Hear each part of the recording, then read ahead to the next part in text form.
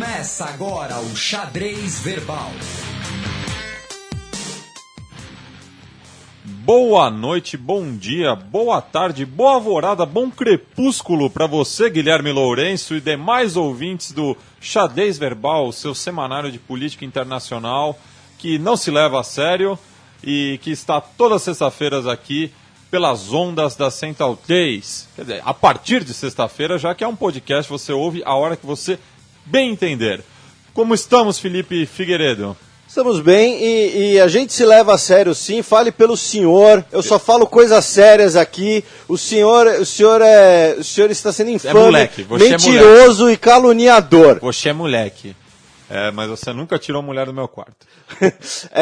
Mandar uns recados aqui para os nossos ouvintes, né? Primeiro, temos uma convidada hoje, a professora Ana Luísa de Moraes, de Direito Internacional. Felizmente ela não pôde participar do programa inteiro por questões de agenda, porém ela comentou um pouco com a gente a questão de refugiados e imigrantes, diferenças técnicas, né? Falamos aí de cenário europeu, falamos de Brasil, falamos de Donald Trump. E a gente está falando no passado porque a gente já gravou a entrevista antes de gravar o programa, então quando eu chamar o Coluna Aberta, eu vou fingir assim que é na hora. Tá na ordem, mas tá. A gente gravou com a Ana antes.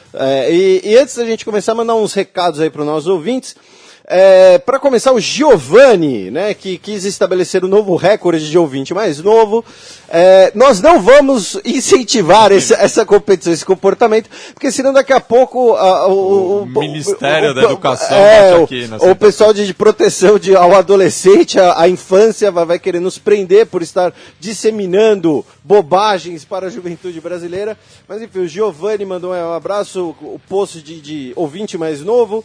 O Márcio Santos disse que usa... Não é o zagueiro. Não é o zagueiro. Eu espero que não, até porque ele disse que usa o nosso podcast para ninar, como música de ninar na sexta-noite. Disse que você tem uma voz muito gostosa, o que é bom, considerando que daqui a pouco você vai ser papai, né? Vai ter que cantar a música de ninar.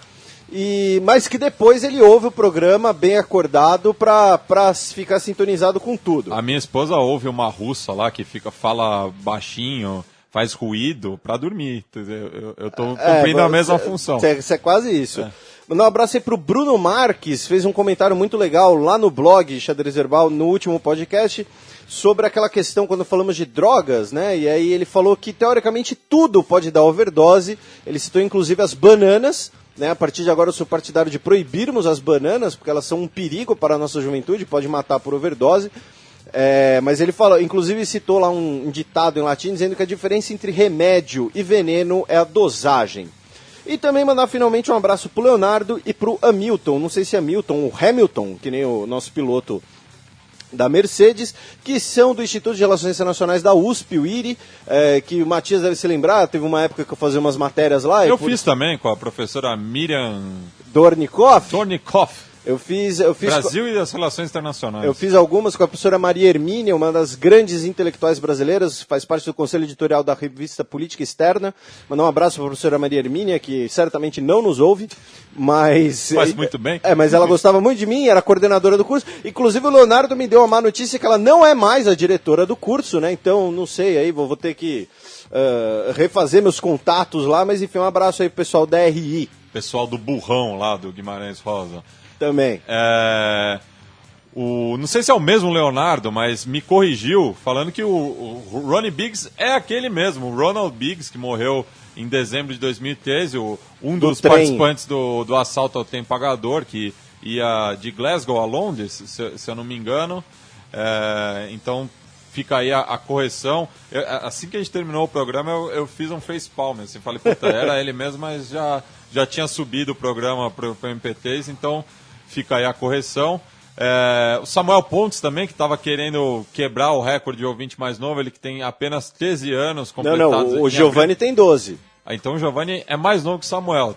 Tá aí, Samuel. Mas parou com isso! Parou! Para! Se não vem alguém com 11 aí, daí tamo lascado. O Gilberto Ferreira também te perdoou pela sua câmera mental, falando que a Siemens é alemã, como a gente... Você disse? Como eu disse logo depois. O João Henrique Reiser falou que tem acompanhado bastante o Xadrez Verbal, que ele não gosta da parcialidade dos meninos Neymares da vida. E o Bartolo também diz que é um podcast foda E o Você tá falando palavrão, a gente tem audiência de 12 anos de idade, você tá falando palavrão. Ele até colocou um arroba no foda pra, eu acho que... disfarçar. E o Ricardo pediu para eu regular aqui também o ganho. Vou tentar cumprir, viu, Ricardo? Depois dá o feedback aí. Então vamos começar com o nosso primeiro giro de notícias.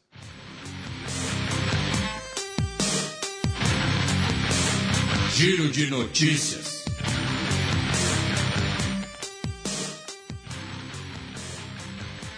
Notícia do último domingo. O Peru apura envolvimento no país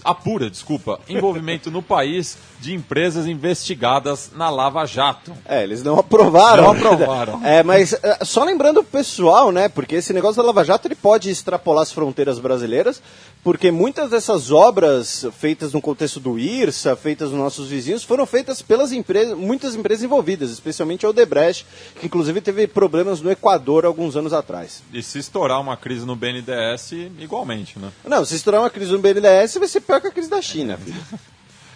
Notícia de domingo também, o Estado Islâmico explode tempo antigo em Palmira. Chico Patti avisou que ia dar merda. Então, fica aí a nota, né, já que é uma coisa que comentamos, inclusive, no nosso programa sobre arqueologia. Não faremos um minuto de silêncio, porque o programa está corrido, já que temos bastante coisa, mas merecia. Segunda-feira, dia 24, aniversário de morte também de Getúlio Vargas. Suspeito de corrupção, presidente da Guatemala afirma que não vai renunciar. E antes que a família Vargas me processe, eu não quis fazer nenhuma acusação aí.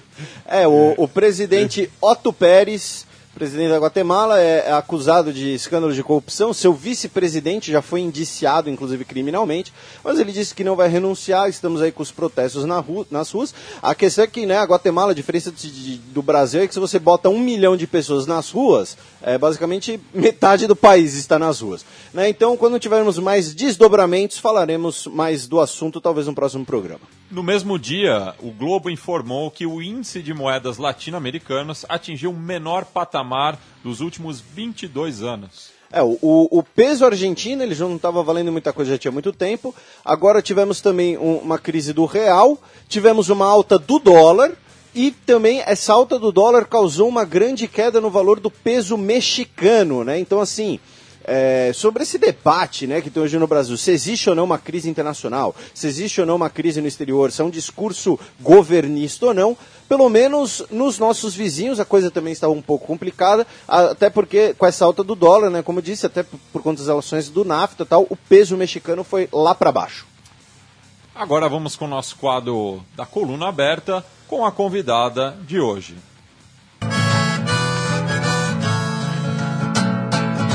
Coluna Aberta.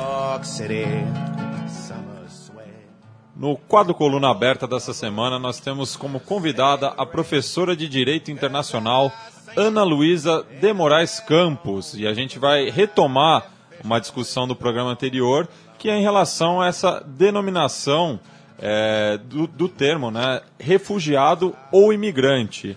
Então, primeiro agradecer a nossa querida Ana Luísa, e que inclusive ela que mandou ela me tagueou, né, num post sobre o assunto, sobre a diferença tanto semântica, mas principalmente existe uma diferença jurídica entre os termos. Então, olá, Ana Luísa. Oi, gente. Prazer participar do programa.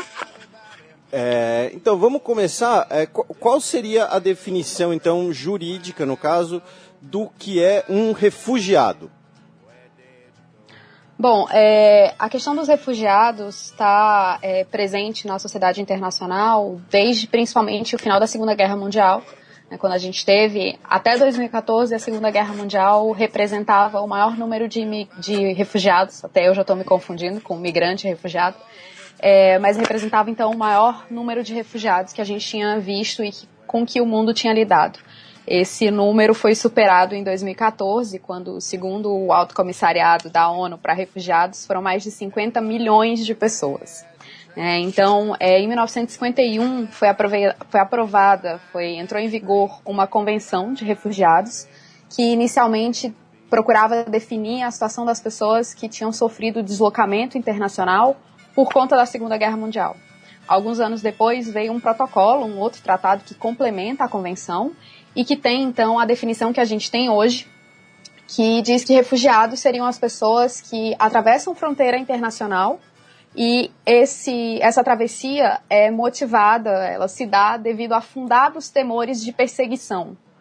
Por motivos étnicos, religiosos, nacionais, porque essas pessoas pertencem a um grupo social, ou porque essa pessoa está fugindo da guerra, né? Então são pessoas que atravessam essas fronteiras não de maneira voluntária, mas fugindo dessa perseguição, né? Fugindo pela sua vida, e procuram a proteção de outro país que não o seu de origem, de nacionalidade ou de residência. Entendi. E qual seria, como a gente poderia definir, então, imigrante? Bom, segundo o próprio Acnur, né, que foi o post que eu te marquei no Facebook, migrantes são pessoas que saem voluntariamente dos seus países, normalmente para tentar melhores condições de vida, né? Pode ser que seja uma pessoa que esteja fugindo de uma crise econômica, às vezes até mesmo de uma crise humanitária, né, em casos de desastres naturais, por exemplo. Mas, basicamente, essa pessoa ainda poderia contar com o apoio e a proteção do seu governo. Enquanto que o refugiado, normalmente, o governo ou está fazendo essa perseguição que ele teme, ou então não tem como controlá-la. Você falou semana passada, na semana retrasada, da Somália, como sendo um estado falido. Sim, sim. A gente tem vários estados que não conseguem cumprir essa função básica de proteger a sua população. Então, essa pessoa que foge do Estado por falha do próprio Estado, ou porque ele cria a situação, ou porque ele não consegue parar essa situação de perseguição, seriam os refugiados. Os outros que saem para melhorar a sua vida, não estou falando do pessoal que sai para fazer turismo, ou que sai para estudar, por exemplo, por um tempo determinado, mas gente que resolve juntar a família, juntar o que tem e ir para um outro país, para tentar mudar de vida, né? Que é, por exemplo, o que aconteceu na formação do Brasil, na formação dos Estados Unidos, né? A gente tem vários países formados por migrantes e também por refugiados. Entendi. E na sua compreensão, nessa crise atual na Europa, nós temos os dois casos, né? Você até mencionou o caso de que na Macedônia houve uma separação entre os dois grupos, inclusive, não foi? Isso.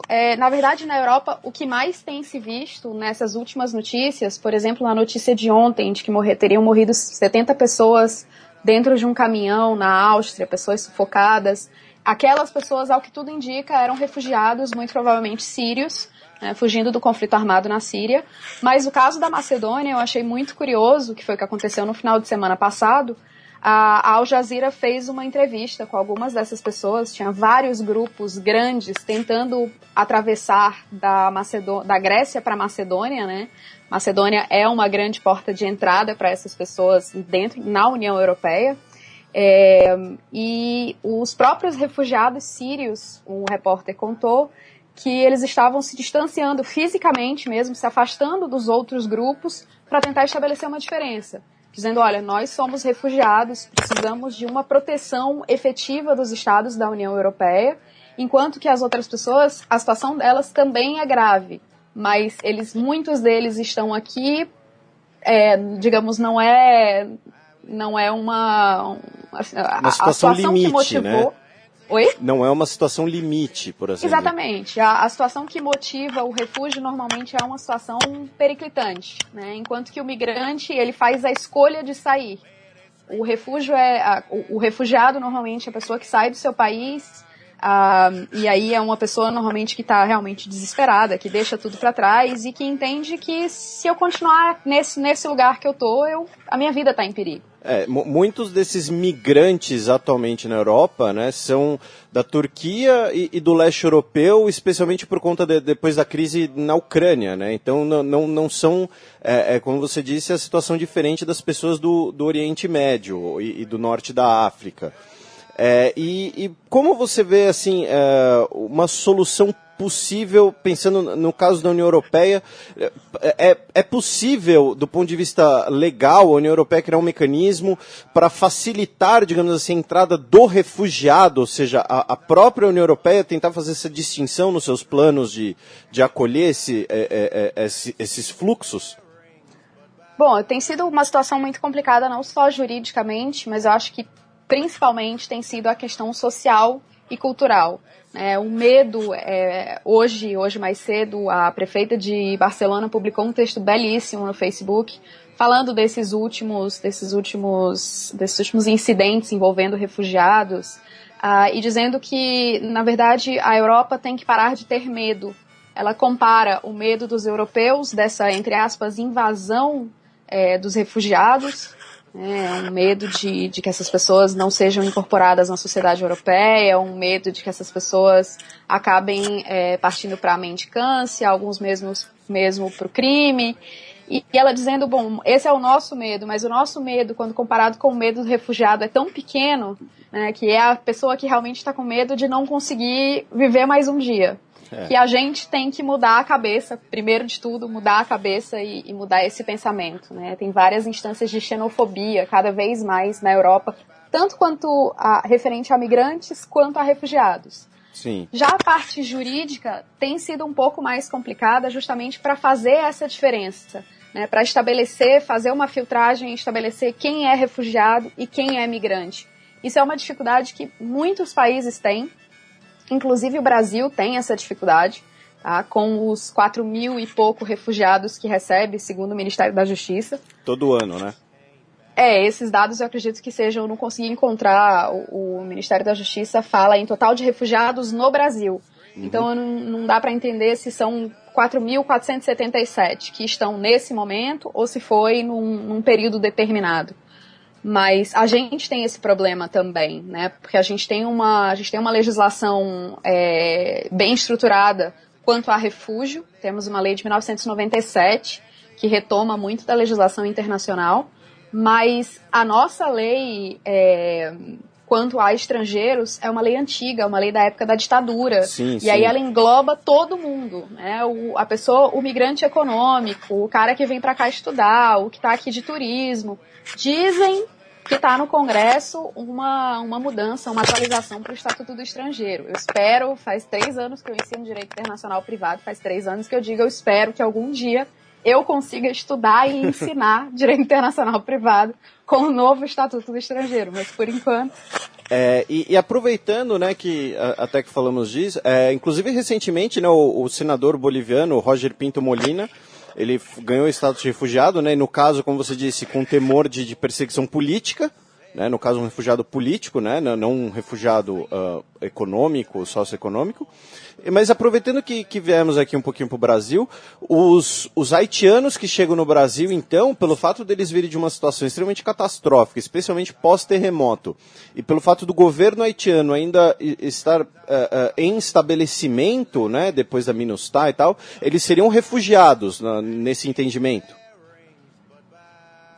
Talvez. Eu teria uma tendência de chamá-los mais de migrantes.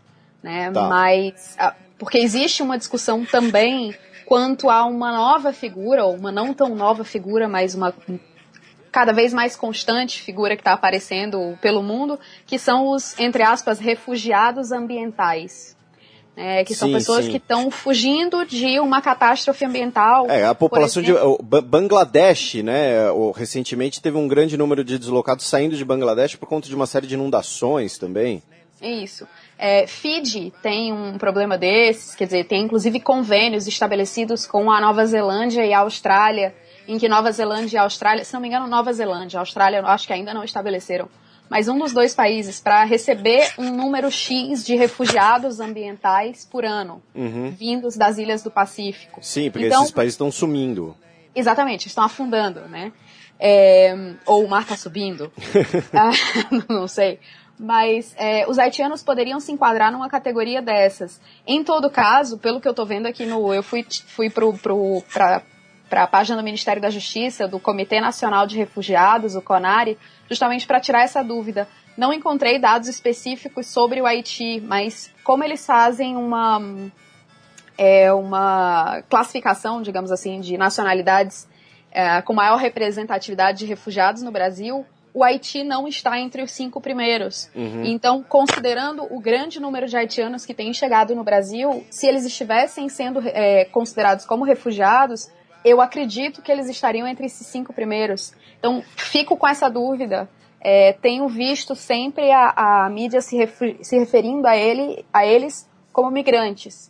Né, migrantes econômicos, migrantes ambientais, mas não como refugiados. Mas então fica essa pergunta, inclusive, se alguém souber, tiver informações mais atualizadas, porque o site do CONARE está desatualizado desde outubro de 2012. Então, realmente, aí, porque os haitianos, né, intensificou muito a partir justamente do ano passado. E ainda, então fica nessa coisa aí de distinguir o jurídico de uma definição mais social, por assim dizer, né, já que falamos da imprensa. Agora, né, para encerrar, já que infelizmente você não vai poder participar até o fim do nosso programa, mais 2 coisas. A primeira é a seguinte, voltando, ainda falando aqui de Américas, mas agora falando do hemisfério norte novamente, no caso dos Estados Unidos, né, nós temos a ascensão, digamos assim, do Donald Trump nas pesquisas, com uma retórica baseada muito, né, no discurso contra o imigrante, especialmente o imigrante latino. Né, vários dos nossos ouvintes comentaram sobre isso, né, no último programa também, e ele disse que ele pretende, se ele for presidente, expulsar todos os imigrantes irregulares nos Estados Unidos. O que você acha desse tipo de política? E isso é concretizável? Isso é possível fazer do ponto de vista legal? Enfim, uma avaliação assim sobre esse cenário que, embora improvável que o Donald Trump chegue a ganhar, é um discurso que pode ganhar muitos adeptos, né? É um discurso que pode ganhar muitos adeptos, que vem ganhando muitos adeptos, não só nos Estados Unidos, aqui no Brasil também, né? Cada vez mais a gente tem visto incidentes de xenofobia com os próprios haitianos que você comentou, apesar de algumas ações isoladas muito bonitas. Ano passado eu me lembro que a Prefeitura de Curitiba tinha um grupo de haitianos chegando e eles postaram, mais uma vez, através das redes sociais em francês, dizendo sejam bem-vindos, condenamos a xenofobia. Mas voltando ao Trump, seria um pesadelo, né, que ele ganhasse. Espero que eles consigam se resolver, os republicanos, e a gente não chegue a ter nem esse perigo na época da eleição, né, que ele não chegue de fato a disputar a eleição. Mas é um discurso que preocupa e, sinceramente, me choca muito, porque os Estados Unidos, assim como o Brasil, são um país estabelecido por imigrantes. Sim, são países americanos, né? O próprio Exatamente. Donald Trump é filho de escocês. Exato, o próprio Trump é um filho de escoceses, né? Então, por que os escoceses e não os mexicanos? Uma vez eu vi um filme biográfico, que não tinha nada a ver com migração, mas a família da protagonista era mexicana, e o pai dela dizia, é muito curioso, porque a gente vê ítalo-americanos, a gente vê franco-americanos, nipo-americanos, que atravessam oceanos e continentes. A casa deles, né, o país de origem é muito distante, e eles são bem recebidos, eles são integrados à sociedade, e a nossa casa é do outro lado do Rio Grande, como eles chamam, né, a fronteira com o México, e a gente é marginalizado, discriminado. Então é um discurso abominável, a meu ver. Né, e juridicamente, também não dá pra gente generalizar e dizer ele vai conseguir expulsar todo mundo. Primeiro porque eu acho que economicamente seria uma tragédia para alguns estados, né, principalmente no sul principalmente no sul, eu diria. Mas também em termos humanos, né, como é que você vai fazer? Você tem crianças que nasceram, que são primeira geração americanos, mas os pais estão irregulares, são mexicanos, venezuelanos, bolivianos, enfim, são latinos e não estão regularizados. Então o que você vai fazer? Você vai mandar a família toda de volta e vai deixar a criança sozinha? Então você está tentando resolver um problema de pessoas que estão em situação irregular, né, e você cria um problema social muito maior. Me pergunto, e aí talvez a pergunta deveria ser para o Trump, provavelmente ele me mandaria as favas, mas se não seria mais interessante politicamente, juridicamente e mesmo economicamente tentar regularizar a situação dessas pessoas, né? Que foi uma coisa que se discutiu com o Obama, mas que acabou não indo para frente. Entendi. E, não, você tem toda a razão. E, para encerrar, essa questão, o assunto surgiu, né, no programa passado, e que felizmente temos na nossa audiência a senhorita, já que pediu para não ser chamada de senhora, surgiu sobre a questão da Al Jazeera dizer que o termo imigrantes acaba desumanizando um pouco essas pessoas. Então, qual seria a sua avaliação sobre uma diferença semântica, agora saindo do campo jurídico, uma diferença semântica entre as palavras refugiado e imigrante? Bom, para mim, na verdade, o problema é que eles falam como se a diferença fosse semântica, mas no fim das contas a diferenciação acaba sendo técnica. Eu acredito, na verdade, que eles tenham dito que refugiado desumaniza, não foi uma coisa assim? Não, que imigrante desumaniza. Desumaniza, tá, desculpa. Mas a grande diferença para mim continua realmente sendo jurídica. Imigrante é todo mundo, refugiado também seria uma subcategoria de imigrante, digamos assim, porque de qualquer maneira é uma pessoa que está vindo de outro país. Só que as motivações dela são completamente diferentes. Mas saiu hoje no The Guardian um editorial em que o jornalista, o título dele é Refugiados são humanos. E esse simples fato aparentemente foi esquecido. Então ele defende, né, que em vez de falar em estatísticas, que é o que a gente usa para falar de migração, de refúgio, talvez devessem se contar histórias, porque não é possível que as pessoas continuem se afogando e morrendo asfixiadas em caminhões e que fique todo mundo simplesmente assistindo. Não tem essa questão da identificação com o outro, sem conseguir se ver no outro. Entendi. Não, tem total razão. Mas então seria uma diferença semântica, mas que a origem, no fundo, acaba sendo, como você disse, a questão técnica, a ação jurídica, né? Isso, é que você usar uma palavra ou outra tem implicações técnicas, tem implicações jurídicas. Vou fazer uma comparação, tá? Já que eu falei sobre terrorismo hoje de tarde no congresso de que eu participei. Todo mundo fala em terrorismo. Fulano é terrorista, a Al-Qaeda é terrorista, o Estado, não sei das quantas, apoia o terrorismo. E a gente usa essa palavra de maneira para falar de política, mas essa palavra que vai ter implicações jurídicas, afinal você está falando que alguém cometeu um crime, não existe em direito internacional uma definição que seja universalmente aceita de terrorismo. Então a gente usa as palavras sem pensar e a gente faz isso não só quando se fala de direito, né? Quando você fala de alguma coisa que você não domina, você acha que as palavras são completamente intercambiáveis. Por exemplo, meus alunos no começo do semestre adoram falar a nação brasileira quando eles querem falar o Estado brasileiro.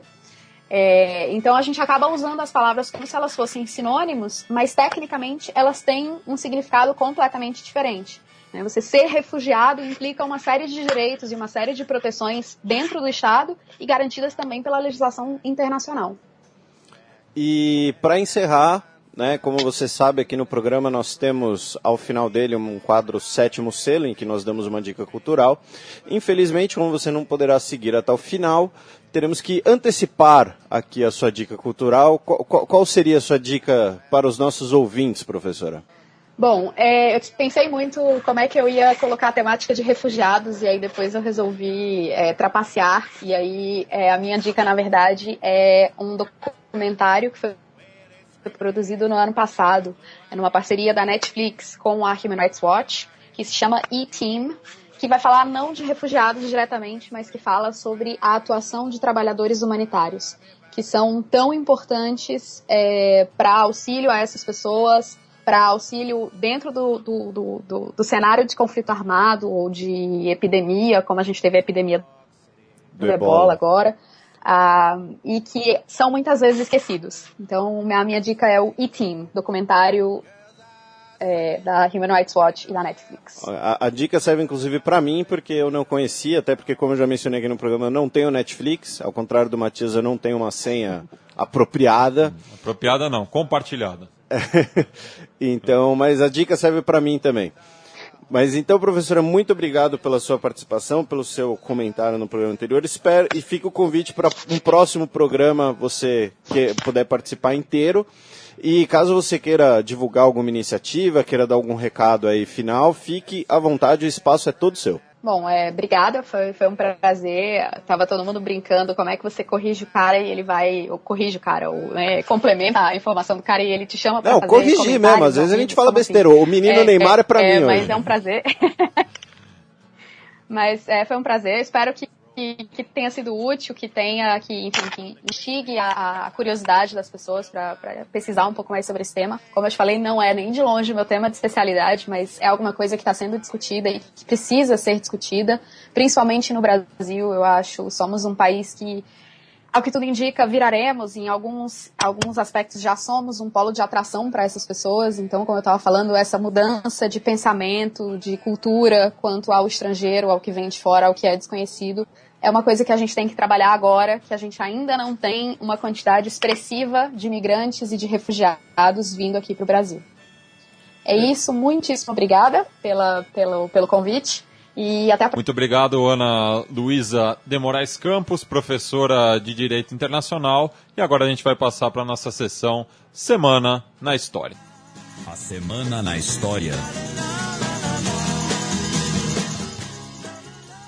O nosso quadro de efemérides da semana começa no dia 22 de agosto, no último sábado, completou-se 600 anos da conquista de Ceuta pelo Império Português. A conquista de Ceuta pelos portugueses marca, né, aquelas nossas aulas queridas de história ibérica, aquelas tardes ensolaradas.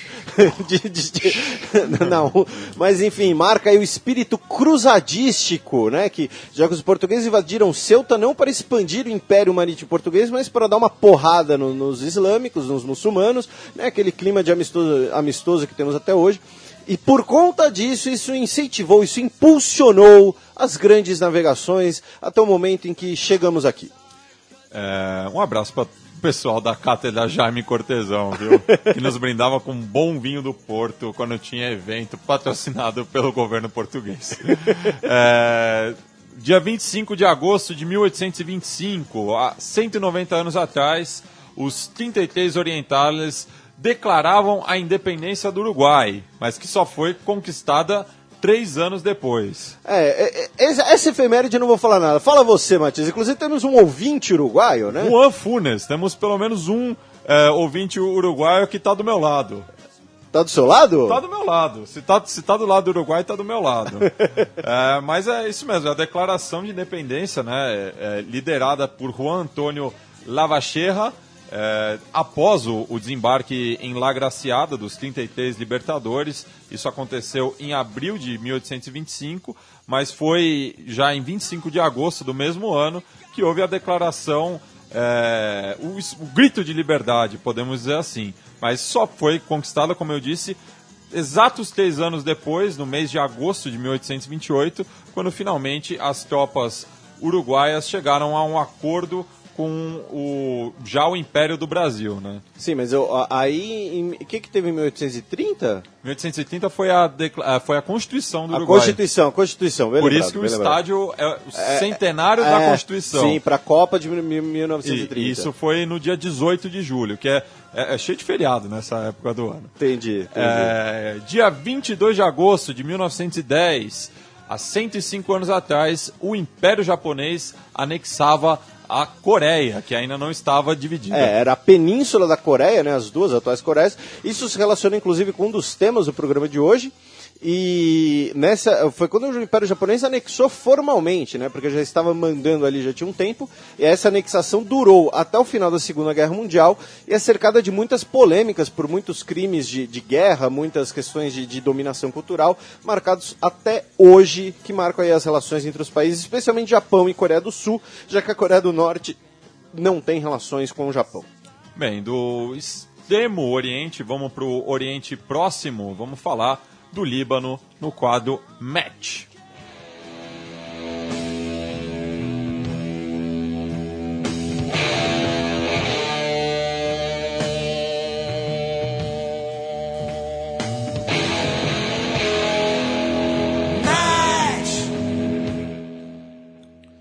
Se houve protestos na Guatemala, o Líbano também não ficou atrás. No último domingo, milhares protestaram contra o premier que ameaça renunciar.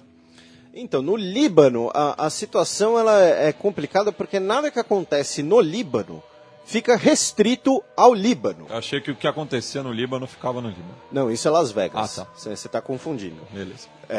E essa piada foi horrível, Matias. Desculpa. Só para constar, assim, nossos ouvintes infantis vão contar no prezinho e no prezinho vão falar que foi ruim.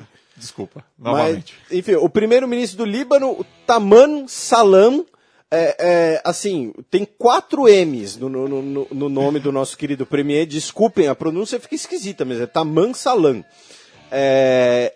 A origem da crise é a seguinte, uma crise de serviços no Líbano que começou com a interrupção do serviço de coleta de lixo.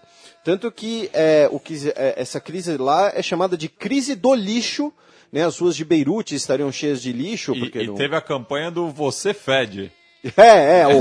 A campanha contra ele se chama justamente isso, né? Você fede, porque você deixa o lixo aí. E isso gerou outras interrupções de serviços públicos, como questão de energia elétrica, chegando até problemas hospitalares e tal. E qual foi o problema? Como a opinião pública acaba se voltando contra esse governo que não estaria conseguindo gerir direito às funções básicas da sociedade, gerou uma crise política. E aí o principal, os dois partidos, o Líbano, embora ele tenha situação e oposição, existe um grande acordo nacional para evitar, para reconstruir o país após a guerra civil, após a guerra com Israel, após a guerra envolvendo Israel, melhor dizendo, né? Agora nós temos também a crise do auto-intitulado Estado Islâmico ali do lado.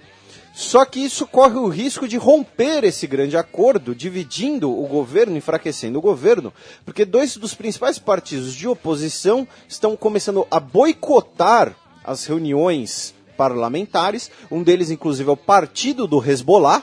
Né? O Hezbollah não é apenas um movimento político, um movimento armado. Segundo alguns, um movimento terrorista, é também um partido político. E aqui entra o detalhe, assim, a cereja no bolo, que é o que principal temos que analisar.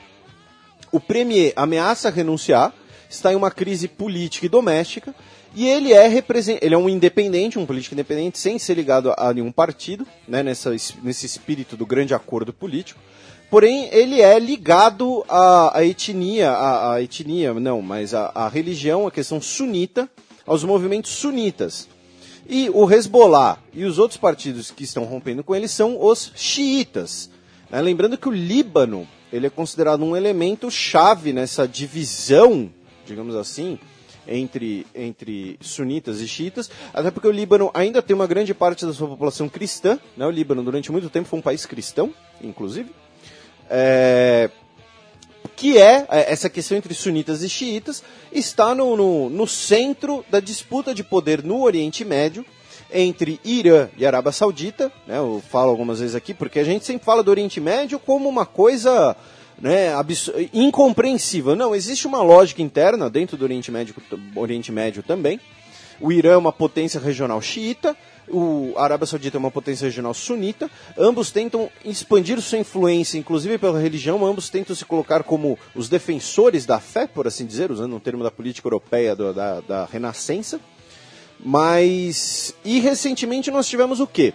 O Irã fortalecendo o Hezbollah, especialmente para resistir ao auto-intitulado Estado Islâmico, e a Arábia Saudita fazendo uma operação triangular com a França, tem texto disso lá no Xadrez Herbal, caso quem queira ver, de 3 bilhões para armamentos para o exército libanês, que seria, digamos assim, um exército do governo sunita para resistir às pressões xiitas, especialmente do Hezbollah.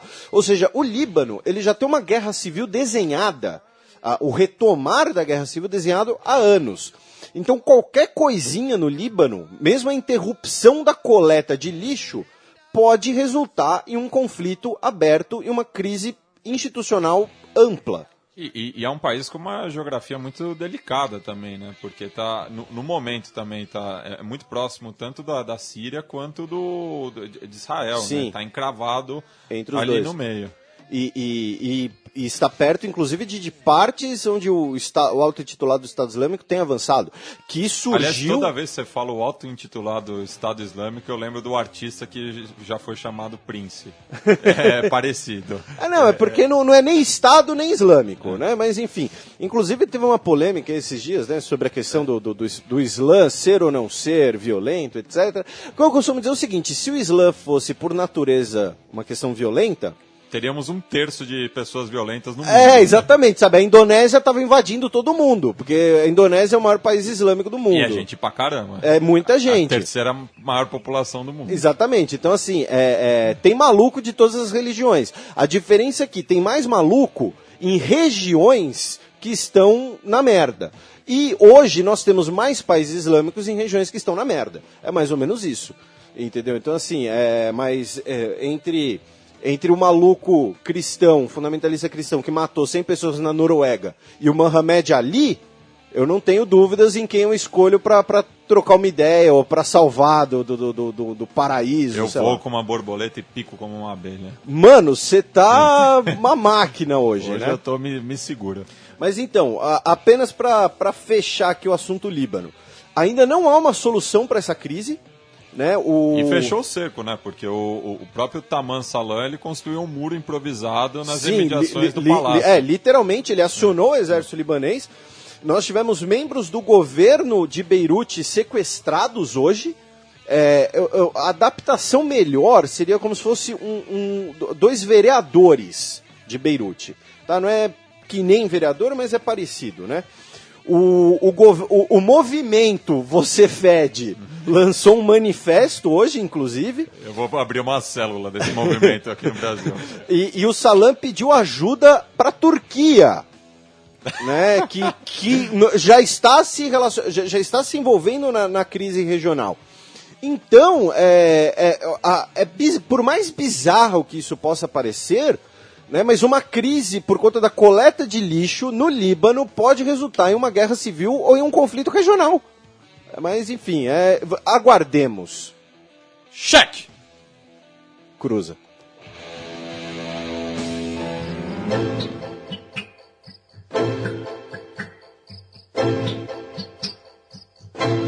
Cheque! Notícia de ontem, 27 de agosto, já que estamos gravando com as usual, a sexta-feira, 28, o Japão lança ao mar o porta-helicópteros Kaga, em homenagem a porta-aviões da Segunda Guerra Mundial. Então, falando em escalada regional, né, o que acontece? Temos dois temas aqui, e é uma coisa bem importante, até porque, né, nós temos esse cenário aí de crise financeira na China, e vamos falar das Coreias um pouquinho também. Mas vamos lá. Primeiro, o Japão lançou ao mar esse novo navio, que eles usam o eufemismo de porta-helicópteros. Porém, para os nossos ouvintes, se quiserem, digitem no Google, F-35, será um dos novos vetores das Forças Armadas Japonesas dos Estados Unidos e do Reino Unido. É um caça supersônico de combate que pousa e decola verticalmente. Ou seja, esse porta-helicópteros, que eles usam esse eufemismo por conta das forças de autodefesa japonesas, na verdade é um porta-aviões disfarçado, porque eles usarão esse avião, já tem a encomenda desse novo avião. Além disso, ele recebe, né, esse nome, que é o nome de um local no Japão, é como se fosse uma cidade perto de Tóquio e tal, que significa alguma coisa muito bonita, alguma coisa assim. Eu tô procurando um nome japonês pro meu filho. É? Talvez. Shiryu, não. Shiryu é japonês. É Seiya. chinês. É chinês. Seiya. Não. Não. Tá. Tem os outros porta-aviões japoneses. Akagi, Kaga, Hiryu, Shoryu. É que Kaga Pinto ia ficar... ia ficar complicado. Mas, enfim. Usa um nome que remonta à Segunda Guerra Mundial. No qual o Japão foi uma das potências agressoras, né? Teve uma série de episódios de atrocidades envolvendo o Japão, mas isso é outro assunto, tal, mas que é um assunto que é muito tabu na sociedade japonesa, né? Essa questão do seu poderio militar, e pós-Segunda Guerra, o Japão tem uma série de limitações das suas forças armadas por conta da Segunda Guerra, inclusive por isso que suas forças armadas se chamam Forças de Autodefesa. porém nos últimos anos, né, na última década, eles participaram da missão da OTAN no Iraque e no Afeganistão, mandaram navios para o Oceano Índico, assim como a marinha chinesa, para patrulhar ali contra os piratas, porém são duas formas de você fazer uma atividade militar, fazer um exercício militar. Então nós temos um crescente armamentismo no Japão, até porque o atual primeiro-ministro, Abe, é um conservador, que inclusive faz algumas restrições a essa culpa japonesa, digamos assim, se envolveu em polêmicas recentemente ao dizer justamente em relação aos governos coreanos e chineses, de que o exército japonês não teria escravizado mulheres desses países para fins sexuais, as chamadas mulheres de conforto.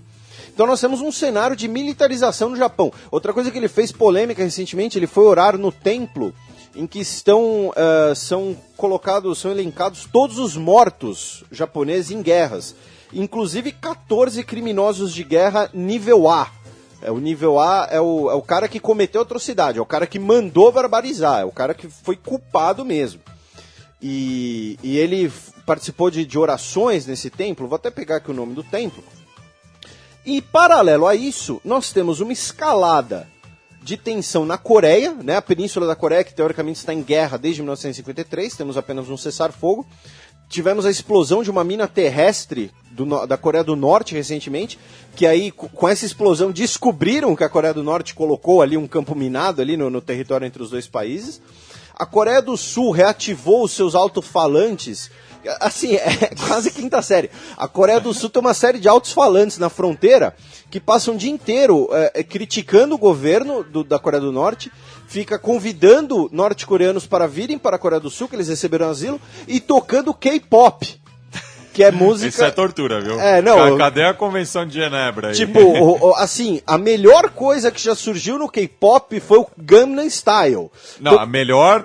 A menos ruim, exatamente. Exatamente. Então você imagina o que é o negócio. Se bem que certamente nós temos algum ouvinte que ouve K-pop, frequenta a Liberdade, se veste de Naruto, né? Nada contra você, mas... Não ouça isso. Mas, enfim. Nada contra você, mas seu gosto musical é uma bosta. Não é pessoal. Mas, enfim. E nós temos agora tivemos uma reunião de alto escalão entre as duas Coreias, ali na sala de reuniões neutra, para evitar essa tensão entre os dois países, já que os dois países começaram a mobilizar tropas. A Coreia do Norte mobilizou seus submarinos, né? Porque parte da doutrina militar da Coreia do Norte seria fazer um bloqueio naval contra a Coreia do Sul, já que ela é o fim da península. Então, assim, você, Matias, como casado com uma japonesa, como você vê essa questão aí da militarização e é uma questão cultural japonesa mesmo, né? Eles renegarem essa parte e agora o governo japonês está retomando. É semelhante ao que passou na Alemanha, né? Tudo que foi observado na Alemanha no pós-guerra foi replicado no Japão. E essa questão do Japão também é muito do orgulho próprio, né? É um país extremamente patriota, você vê isso nas ruas. Inclusive, se minha esposa, porventura, quisesse voltar para o Japão, ela seria renegada pelos seus pares. Os decassegues não são bem aceitos na sociedade japonesa porque eles são traidores da pátria. Então, é um tema muito delicado, até por conta da instabilidade das Coreias, né? E lembrando que o Japão é aliado da Coreia do Sul, enquanto a China é aliada da Coreia do Norte. Então, se o caldo entornar ali na península da Coreia, você tem o risco de ter uma grande guerra asiática pipocando aí. E tem uma série de questões territoriais ali das ilhas, de Taiwan também. Tem um monte de território em disputa, principalmente essas ilhas, né? E lembrando também, é sempre bom lembrar que tem a Rússia ali, né? Sim. A Rússia, grande parte do território dela está na Ásia, principalmente no Extremo Oriente. E a Rússia e Japão têm uma disputa territorial também, que é das Ilhas Kurilas, Né? A gente já falou, acho que no programa. A gente citou, e também tem a Ilha Sakhalina, que parece um tubarão. Então, assim... Eu falei, inclusive, que minha sogra estava lá na China, próxima dessa fronteira aí, com China, Rússia e as Coreias. Ali na Manchúria. No norte. Sim. Quase na Mongólia interior. Então, o nome do templo, não sei se a pronúncia estará correta, é Yasukuni. Ele tem o nome, o local de nascimento, a data de nascimento e o lugar em que morreram cerca de 2,5 milhões de homens, mulheres e crianças que morreram servindo ou por conta de guerras envolvendo o Japão de 1868, né, a restauração Meiji, até 1945. No final da guerra. Sim. Já com o imperador Hirohito. E desses 2,5 milhões, 1.068 são criminosos de guerra condenados, e desses 1.068, 14 são são classe A, que é o maior nível de atrocidade passível de julgamento. E o Abe participou de cerimônias, de orações ali. Então, seria também uma das questões polêmicas aí dessa reafirmação nacionalista, digamos assim, japonesa, né, conservadora, do seu governo conservador. E aí eu falo não por uma questão política, mas porque é o nome do partido. E lembrando também que o Japão é o que eles chamam de potência atômica dormente, né? Eles fazem uma bomba atômica a hora que eles bem entenderem. Eles têm toda a tecnologia para isso, têm os materiais para isso. A hora que eles bem entenderem, eles fazem uma bomba atômica. Temos muita presença de forças americanas na região, até desde a Guerra Fria. Então, assim, esse aumento da expansão militar japonesa, né, já que é o segundo porta-aviões desse tipo, e aí outra... Porta-helicóptero. Porta-helicópteros com uma aspas, né? Lembrando que tem uma coisa, né, você tem um navio desses para projeção de força. O que eles chamam de Blue Water Navy, marinha de águas azuis, de águas oceânicas. É você conseguir projetar sua força, não é uma coisa de defesa, né? A arma naval moderna de defesa por excelência é o submarino, né? Que é o guerrilheiro dos oceanos, né? Um termo muito bonitinho. Você que trabalhou no Museu da Marinha. Então assim... E cabe lembrar também que o turning point, né, da Segunda Guerra Mundial, da frente do Pacífico, foi justamente quando o Japão perdeu a Batalha de Midway, na qual perdeu todos os seus porta-aviões. Então fica aí a notícia, e é uma situação complicada, não só porque o Japão soltou um navio no mar, nossa, a gente está querendo tesourar o Japão de fazer os navios. Não é isso. É que isso simboliza tanto um crescimento nacionalista e militar no Japão, e uma área que está extremamente instável, aí falando das Coreias, de disputas territoriais com a China, disputas territoriais com a Rússia, né, a questão de Taiwan, né, que China não reconhece, ninguém reconhece Taiwan hoje no mundo, né, tem apenas relações comerciais. Então, assim... O Paraguai reconhece. Vira uma faca de dois legumes. Porque ao mesmo tempo que a gente fala, o Japão está contribuindo para piorar a crise. Mas aí vai, advogando pro diabo, o cara tá vendo o circo pegar fogo ali do lado dele, ele vai querer se garantir um pouquinho, né? Vai querer, então já que o circo tá pegando fogo, vou aqui me preservar, vou comprar esses aviões novos, vou aqui lançar esse porta-helicópteros, entendeu? Então, mas é um cenário preocupante, porque nós temos aqui uma escalada de gastos militares em uma região instável. Saudades do almirante Yamamoto, viu? Vamos agora para o nosso segundo giro de notícias.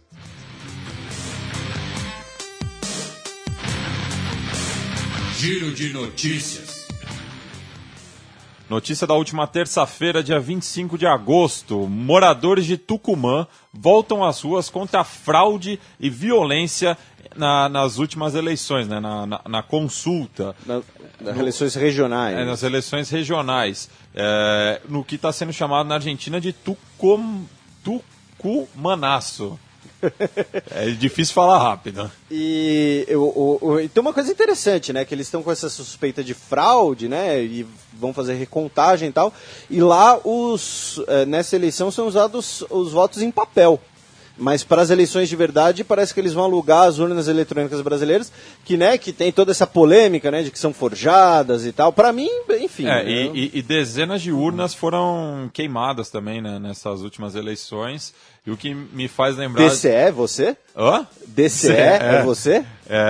O que me faz lembrar também do coletivo artístico Tucumã Arde, que atuou lá no final dos anos 60, quando a Argentina vivia uma ditadura, não essa última, mas a peronista. Não. A contra-peronista, né? Sim. Mano, você toma as referências culturais assim, eu te invejo, cara. Isso é foda. Bom, dia 27, ontem, o Sudão do Sul assina acordo de paz para dar fim à guerra civil. O Sudão do Sul é um país que nasceu há 4 anos, nasceu em guerra civil, nasceu em crise humanitária, nasceu em crise de deslocados. Então, assim, talvez, quem sabe, tentando manter 1% de otimismo, é o primeiro passo aí para a coisa conseguir se estabilizar um pouquinho lá, tentar dar um fim à guerra civil. O governo assinou um acordo aí com os rebeldes, né, para termos eleições por lá, enfim, vamos ver. Do mesmo dia, em meio à crise, Colômbia e Venezuela chamam de volta seus embaixadores. É um assunto que a gente vai ter que retomar com alguma atenção aqui no futuro, né? A Venezuela, nosso vizinho. Nós já falamos disso quando você falou da Guiana, né? Que hoje a Venezuela está numa situação de crise interna, então fica se arrumando bode expiatório externo para fazer alguma coisa. Para mim é bem claro que o Maduro está fazendo isso.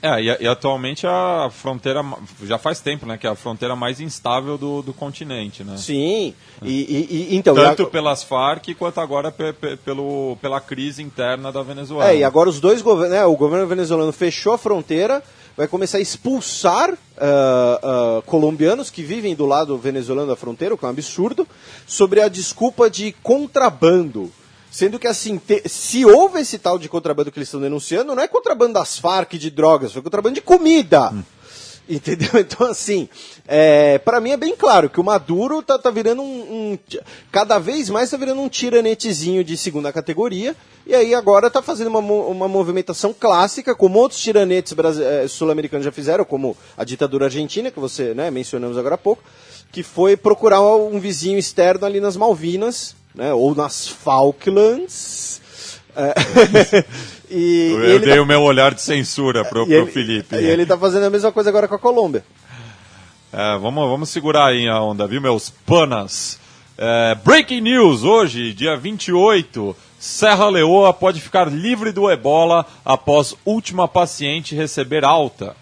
Uma pequena boa notícia aí, lembrando que o ebola foi também alvo de uma grande articulação internacional, e tanto de organizações não governamentais, como Médicos Sem Fronteiras, como na última Assembleia Geral da ONU, o último encontro dos BRICS também dedicou algum espaço a isso, a países fornecerem medicamentos, equipamentos, o dinheiro tal, para ajudar aí nessa crise, e Serra Leoa é um dos países mais afetados pelo ebola, junto com a Libéria.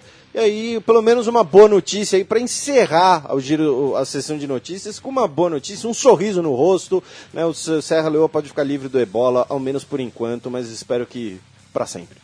Vamos passar para ele? Vamos passar a bola para ele? Para ele quem? Para ele. O 11? Ele que tá na boca do povo. Menino Neymar. Menino Neymar. Neymar é o nome dele. Neymar é o nome dele. Neymar é o nome dele. E qual é o nosso menino Neymar da semana, Felipe? Então, menino Neymar honorário vai para Al Jazeera e pra gente, né, que falou aquela questão ali de refugiados e imigrantes e tal, né, falamos aí... A gente se autocorneta também. Fizemos aí essa... E no meu caso foi algo absurdo, né, porque algo que cai em concurso eu deveria ter lembrado, mas enfim, a gente pensou mais no aspecto semântico do que no aspecto jurídico, tentando passar um alto pano também, né, uma autocornetagem e um alto pano. Agora, não passa o pano que o pano rasga, tio. Agora, o menino Neymar de hoje, de verdade, nós vamos citar aqui o nome da colunista, não por implicância, não para pegar no pé, mas... Também.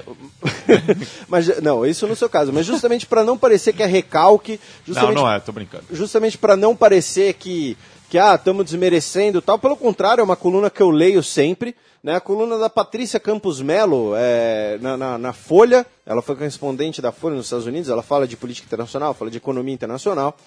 ela escreveu uma coluna comparando os governos, os atuais momentos de governo Obama e governo Dilma, né, usando o eufemismo americano, né, um eufemismo não, mas um termo americano, né, do lame duck, o pato manco, que é o governante que está em fim de mandato e teoricamente não tem muito mais o que fazer, não faz mais muita coisa, e a argumentação dela seria, olha, o Obama está em fim de mandato e está fazendo um monte de coisa, e a Dilma está no começo de mandato e está não fazendo nada, está isolada e a crise está piorando. Aí, primeiro, a primeira crítica é, o termo lame duck nos Estados Unidos é muito usado, inclusive, num sentido positivo, porque como o cara já não tem mais compromissos, ele não pode se reeleger, alguma coisa assim, é normalmente quando ele decide tomar os maiores riscos. Né? Teve vários presidentes americanos que fizeram coisas assim, e um exemplo recente, não foi o presidente, foi o governador, foi o Arnold Schwarzenegger, no final do seu segundo mandato como governador da Califórnia, republicano, não, é sério. Ele não pode ser presidente dos Estados Unidos, né, porque ele não é natural dos Estados Unidos, então a carreira política dele, digamos assim, estava para ser encerrada, e ele colocou implantou na Califórnia a legislação ambiental mais rígida dos Estados Unidos. Algo que vai totalmente contra o próprio partido dele, o próprio Partido Republicano. Mas por quê? Porque ele não tinha nada a perder. Entendeu? Ele não precisava agradar o partido para ser candidato à presidência, alguma coisa assim. Então, primeiro tem isso. Segundo, aí a comparação que foi feita foi entre coisas do Obama em sua política externa e coisas da Dilma na sua política interna. Deixando de lado alguma eventual discrepância sobre isso, o que acontece? A política externa é justamente prerrogativa do executivo. O Obama vai virar por quase 2 anos uma espécie de ministro das Relações Exteriores de luxo dos Estados Unidos, porque ele não tem muito como fazer alguma coisa do lado de dentro, já que ele tem já que os republicanos têm a maioria no Congresso, então ele está agindo justamente na sua política externa, como com Cuba, esse tipo de coisa. O Obamacare, que foi vitorioso agora recentemente na Suprema Corte Americana, foi do seu primeiro mandato, quando ele tinha muito capital político, ou seja, não foi obra de um lame duck, então também não cabe na comparação. E finalmente, aí foi o que pegou mesmo aqui pro nosso menino Neymar, uma das críticas feitas ao momento brasileiro seria de que a relação dívida-PIB do Brasil subiu para 66%, sendo que a relação dívida-PIB no governo Obama subiu para 105% do PIB americano. Ou seja, os Estados Unidos têm uma dívida maior do que o seu produto interno bruto de um ano, segundo o FMI. Então, assim, ficou uma coisa completamente desconexa e um dado que é colocado como agravante de um é muito mais grave no outro lado. Então fica aí o menino Neymar, a cornetada na imprensa brasileira. E como eu disse, citamos o nome, citamos a coluna, para quem quiser ler. É uma colunista boa e não é recalque, não é uma pegação de pé pessoal nem nada. Brinks, viu, Patrícia? Tamo junto. Vamos passar agora para os peões.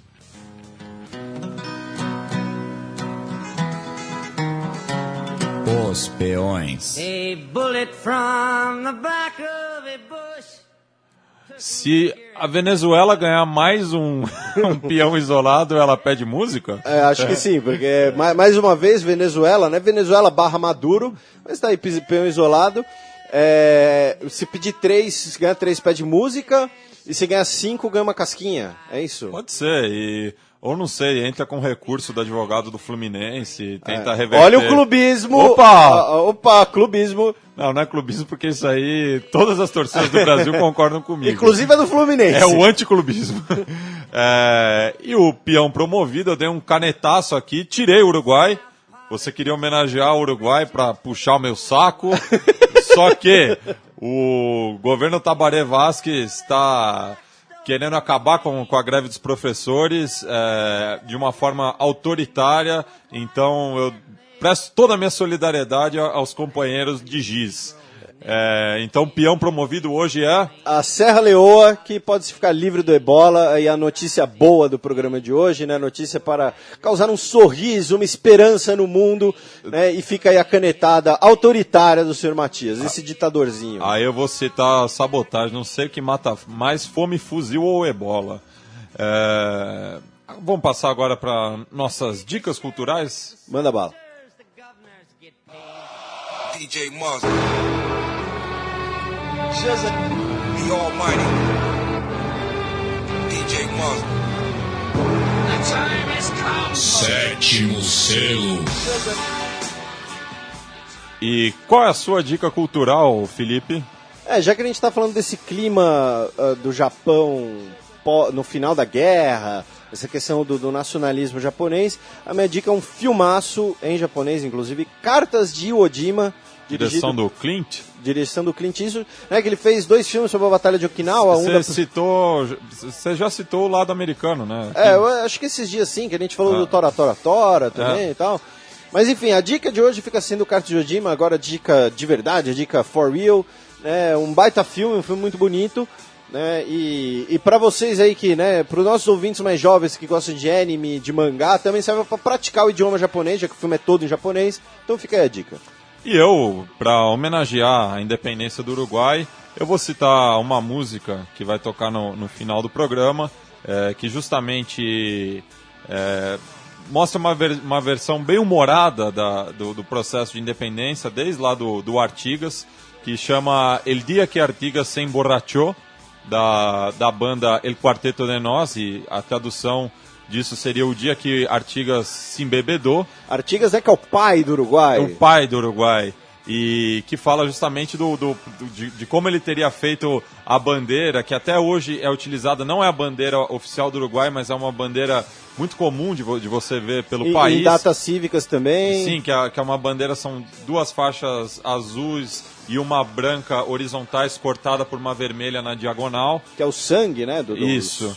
Que inclusive o Clube Nacional de Futebol usa essas cores porque são as cores de Artigas. E essa música tem um dado curioso, que ela foi a primeira e única música a ser censurada no Uruguai após a ditadura, após o final da ditadura, já que ela faz parte do disco El Trem Bala, de 1996, ou seja, 11 anos depois do fim da ditadura cívico-militar no Paisito, e a gente vai encerrar o programa com ela, mas não sem antes dar as nossas considerações finais. Agradecer aí todo mundo, agradecer especialmente a professora Ana Luísa, que topou participar aí, fez uma crítica construtiva e topou participar. Em breve vocês verão ela por todos os veículos de mídia comentando direito internacional. Um abraço para todo mundo que nos acompanha, lembrando que vocês podem mandar aí seus recados, seus abraços, seus pedidos no e-mail, no YouTube, no blog, no Twitter. Lembrar de vocês darem uma olhada também no Projeto Humanos, do meu amigo Ivan, tá lá no Xadrez Herbal, vai lá, entra lá, digita Projeto Humanos, é um podcast bem legal de microhistória.